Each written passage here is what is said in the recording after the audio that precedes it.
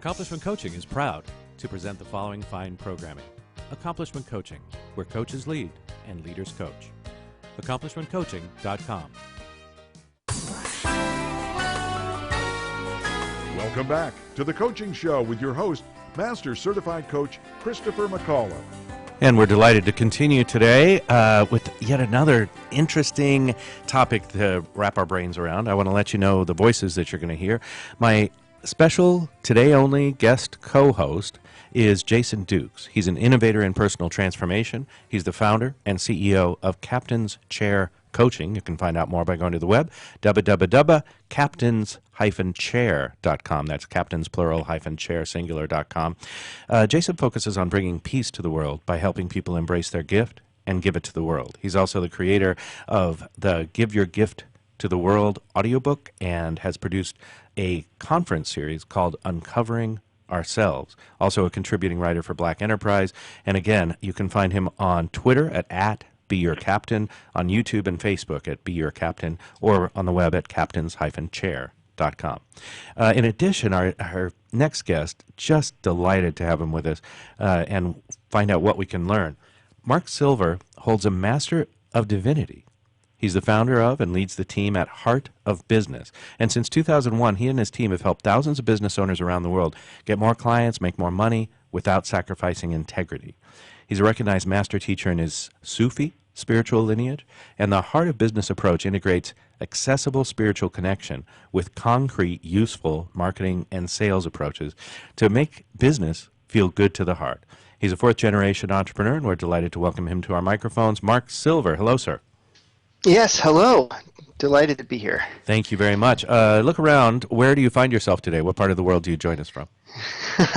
I'm in White Hawk Eco Village just south of Ithaca, New York, where spring is literally jumping out at us. With rabbits and deer, I know, and flowers, and yeah, I live rurally, and it's just amazing. Very good. Jason, what do you have for Mr. Silver? Wow, I'm sorry, I got taken away by the imagery of that because I'm in pretty much in inner city New Jersey, so I want to see the rabbits and everything. But in the description, how do you pronounce that? Sufism? Sufism. Yeah, Sufism. Right. Yeah. What is that? So. The ever popular, it's I had the good luck of starting up a business based in Sufism, which is the mystical side of Islam, and we started the day after the terrifying and miserable attacks of 9/11. And so I've been practicing in a Sufi Islamic tradition since actually before then. But yeah, that's where Sufism arises out of. And if you're familiar with the poet Rumi, the best-selling poet in America, he is a Sufi. Took a few years for him to get there. Yeah, about 800. Right. There you go. From like the 12th or 13th century, right? Okay, and right. What are the keys of the spiritual approach of Sufism? In other words, what are we looking at there? Yeah, well, all mystical approaches that I'm familiar with have to do with attempting to experience the divine directly, and Sufism is no different. We're trying to witness the divine, the oneness, the source of love in the everyday, in every step we take, in every breath we take, and especially in those areas of life where it's difficult to see that. And the place where I'm focused in my work has to do with finding the love that's present in business. Wow. It strikes me as an extraordinary venture and probably inadvisable. So much of what we see, including in our leadership today in America, of business seems both heartless and loveless. So what's the key? What's the bridge that you see in trying to integrate spirituality into something that's traditionally as manipulative or dominating maybe as marketing or business or even coaching? Right, exactly. It's been so deeply dysfunctional, and our hearts are really crying about that. For me, the key has been to not try to integrate it, but to take the time to witness that it's already there. I think that it's, it becomes a kind of an impossible task as a human being to pull the divine into anything. However, I find that if I sit with something long enough and open my heart and have real sincerity, I begin to witness that there is love. The question that I like to have our clients ask is to ask the question, is love available even here? And to not ask that with a mental understanding of, oh yeah, I know what the answer is supposed to be, but really be open, like maybe it isn't. Like what is present here? And I've never been let down. I've had that experience in my heart, and our clients have had big openings around witnessing that, oh, love is available in marketing. Love is available in business. Wow. Yeah, it's awesome to hear, because it sounds so simple, and yet the world is still so disconnected in the business world and the divine world. Like, what do you think causes that? Is it a fear? Are people just afraid? Like, what? Yeah, well, it's a really big question, because our and it's, it goes back hundreds of years in our Western culture, where there's just been this pursuit of materialism. Now, I work in business. I'm fine with people making a profit. We like to make a profit. We like to be successful, and yet there are limits. There needs to be a balance. And but I don't really see it as greed. What I see it as is an intense need that somebody's drinking at the wrong well. It's like you're going to the empty well. Our leaders, our business culture goes to an empty well full of sand to try to get their thirst quenched.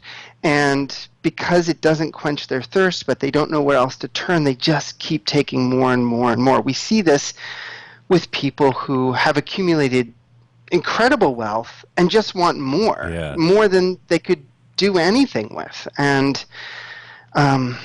it's a really painful thing that all of our hearts, I think, cry out with when we take the time to be with it. You're really touching something that I think is pretty universal, at least in our Western culture, where every one of us knows someone who's successful in a bunch of measures and miserable, right? Yes. So yes. Where do we start? In other words, look, by the time somebody's coming to you at your level of leadership in this conversation, they know what they're getting. But what are things that we can do, we who are coaches, we who are supporting people in their dreams of bigger, better, more, do to sort of introduce or reorient people to their spiritual side, to that well that doesn't get dry? It's a beautiful question.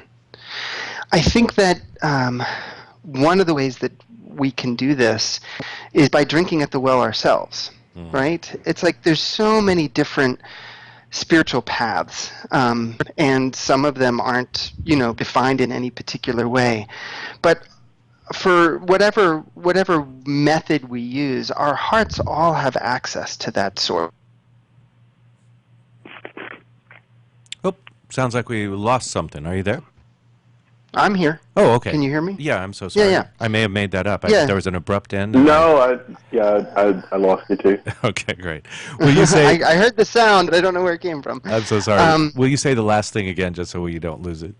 Thanks. Yeah. Well, there's so many different. Our hearts all have access, direct access to love, and to the source of love, and even without speaking about it. I mean, I think all of us have experienced a time when we've been in the presence of someone who transmits, for want of a better word, transmits love, is the presence of love. Maybe somebody has seen the Dalai Lama speak, or even someone maybe not nearly as well known, and you just kind of see, wow, that presence is just overflowing. And so the way to help people access that is if we're full of that ourselves and we're overflowing with it, then people can taste that.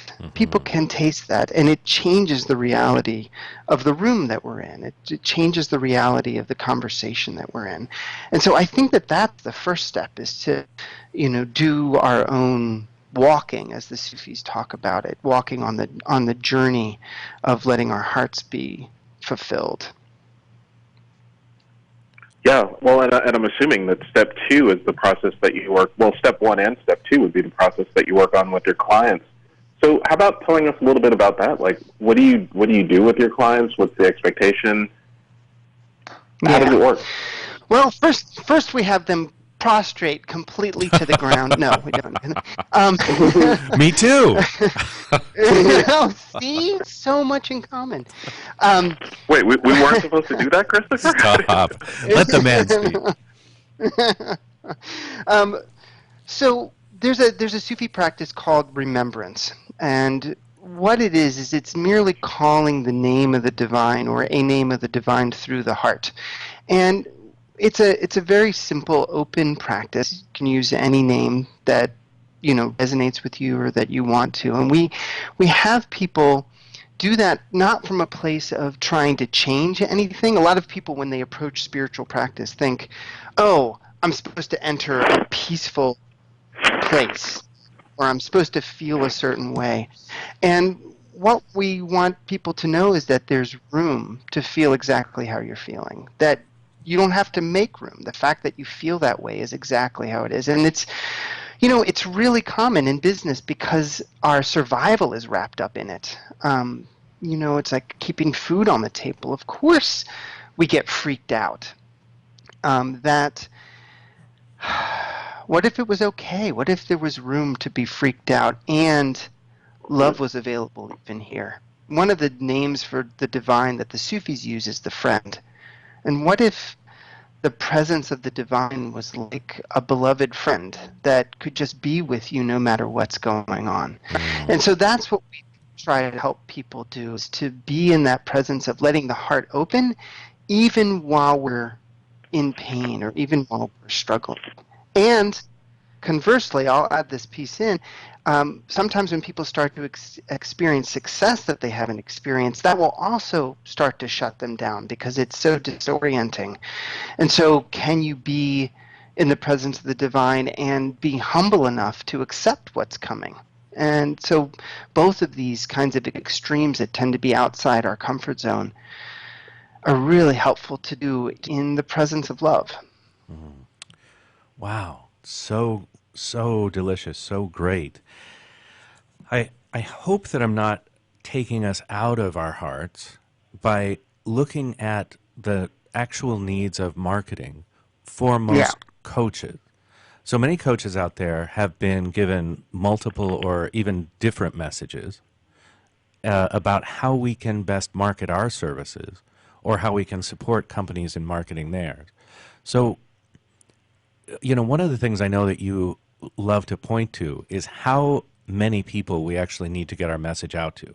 I know a great many coaches who are starting or who are well established, who feel like it's critical to get a web presence, that speaks to millions of people around the globe. Where do you start with the number of people and the sort of approach of marketing? Yeah. Well, before I answer that question, let me just say that I think this is exactly the right question to be asking, right? Because the divine isn't just out there. The divine is in the presence around us, the ordinary things, including marketing. One of the things I hate to see happen is people have a sense of, oh, I've got to go fill up with spirituality, and then I've got to go empty my tank doing business, and then go fill up my tank again. Right. One of the things that I began to see when I was studying with my Sufi teachers was that there are very strange esoteric Sufi teachings that actually I began to see mirrored or present in certain business practices. Like for instance, we have the business, the marketing advice of like, talk about the problem, don't, talk about aspirational stuff. If you name the problem, then people will pay attention. Now, that can be done from a manipulative way where you're re-traumatizing someone Yeah. and talking about the negative, and it deeply, deeply manipulative. Or you can be doing it from love in a place where people want to be witnessed. They want to be seen. There's a Sufi saying that the divine created the creation out of a yearning to be known. We all want to be known. This divine spark is within us. And so when your marketing is coming from a place of witnessing someone where they are, even in the struggle, and letting them know that they're not broken, that's actually gets their attention and can be deeply healing as marketing. And so a lot of marketing practices have these kinds of embedded doorways to love in them. And there are some marketing practices that are just out and out manipulative and are unnecessary and can be discarded if they don't have those doorways, if you can't find them. So that's what I like to see people do, is to come from marketing from a place of love. In terms of audience, we do need a certain number of contacts. We do need to be visible. And a lot of it depends on business model. Some of our advanced clients that we're working with, when they're building larger businesses, multi-six-figure or beyond, you do have to look at business model, and you have to look at the size of the audience. For a lot of coaches that are starting out where they're looking to get a handful of clients, when a couple dozen clients would really sustain you, you don't necessarily need a huge audience. Maybe a few hundred contacts would help to be a network that your heart could sustain on an individual basis without a lot of like fancy marketing stuff, processes and expensive tools, and still enable you to have the relationships that build trust and bring clients in. Yeah, and I'm not sure if there's a question in this. This may just be the process of me like getting it and stating that I get it. But what I hear is that it's more about like where you starting from love and who you're being, rather than like actually new or different marketing tactics or strategies. I believe that with all of my heart. And this is what we've seen. The marketing stuff that we teach is not hugely different from what other marketing people that are effective and have a track record also teach. The idea is not that there's some like cutting edge secret marketing thing out there and you've got to find it. Every effective marketing is teaching the same thing: relationship, trust building, communicating clearly. There's really basic things. So you just need to find someone that you resonate with to learn from and apply that. And we work with people that are spiritually oriented, obviously. It really resonate with our approach and how we teach things and find that nourishing. But yes, you have to be that. Marketing is not a veneer that goes on top of what you're doing. Marketing comes from the very heart of who you are. To be in integrity with marketing means to be in integrity with your business and to be in integrity with the world and the people around you. Beautiful. I want to point to two things on that note of integrity. The first is, one of the things I love about your work, and we should remind people, the website is heartofbusiness.com, is that many of us, we don't know. We don't know what we need. We don't know sort of where we are in the marketing world. And you start people off with a readiness assessment. Will you tell us what that is and how we can get one? Yeah. So one of the things that I've observed, I've been doing this for quite some time. Me and my team have worked with thousands of businesses, and over this time, I've discerned what other people have discerned, that there are stages of development that a business goes through, and it's like, duh, oh yeah, there are stages of development. And what happens when you understand the stages of development is that you understand that your business isn't broken, it's just at a particular stage of development. And unlike a human being, which will, I'm a father, we've got 28-year-old boys, I've watched them go through their stages of development up to this point just by making sure they stay alive and feeding them enough food, which is hard as they're growing, but it happens. And they just grow. But the age of a business doesn't mean that you've automatically gone through those stages of development. I've seen businesses that have been around for years that are still in the first stage of creation because they haven't got the basics in place. And when you understand the stages, what it means is that you know that you can ignore things. Like in the first stage, you can ignore a big, fancy, expensive website. You can ignore big, fancy social media tools. There's just basic things that you work on about how to bring in clients and how to bring in money. And so we give you an assessment that's really both a training and assessment. It teaches you the 4 stages of development, and it helps you self-assess exactly where you are in that, so that you know what to focus on and what you can safely ignore. And we read everyone and we give a personal reply to everyone that comes in. You can find it on our website, heartofbusiness.com/ready-assessment. Great. And that's free, and people can do that and reach out to you and find out more about not only the work that you do around that, but I love that you also have some sort of core offerings around people's relationships with money, people's relationships with business, because usually we don't get to starting a business without some sort of dysfunctional relationship to one or both of those things. Right? Exactly. And it's impossible. Yeah, it is a free assessment. And it's given our climate and our culture, there are certain things about our culture that are just impossible to avoid. It's impossible to avoid growing up without some, without some racism in us, without some sexism in us. Like these things are things that are taught and they're in the water. And it's the same thing with business. We have dysfunctional relationships with money. We have dysfunctional relationships with business. And, unless we're willing to kind of face that and to own that, like, oh, this is not a healthy relationship, then we can start to find some healing, we can start to find some peace, and we can start to do the work that's necessary in order to make it a healthy relationship and to start to thrive in a way that our heart is nourished. Well, our time has flown by, and it's such important work that you're doing. I want to thank you for being here. I'm going to take a personal privilege here, Jason, and take the last 3 questions. Ready? It's our rapid fire round, Mark. Are you ready? Yes. Thank you. I have needed that music. Thank you. All right. I would be remiss if I did not ask you the following question. Better Sufi poet, Hafiz or Rumi? Oh, I prefer Hafiz. Correct. And true or false? You named your twin 8-year-old sons. By the way, 8 years old, excellent age for a human being.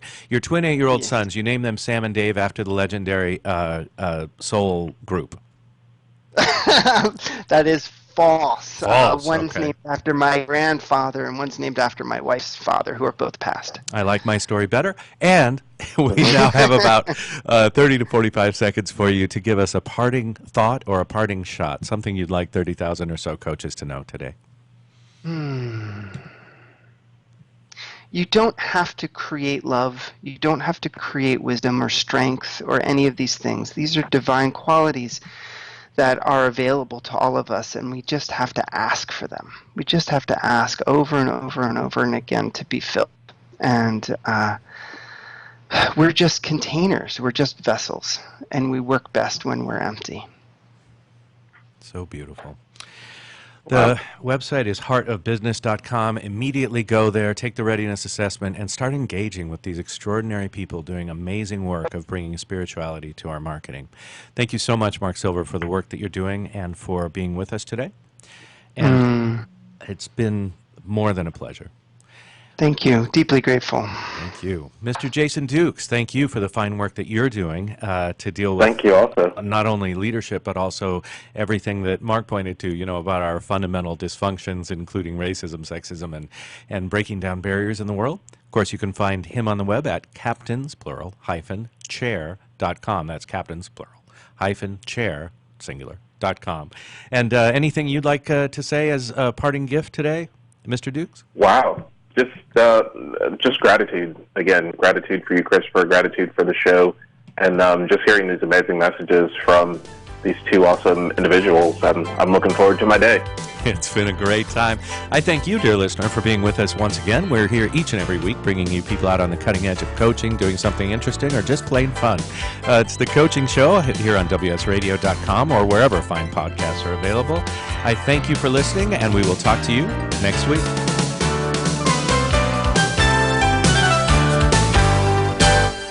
Your search for the right office furniture will be done when you walk into Shore for sure. In our 46,000 square foot warehouse, you are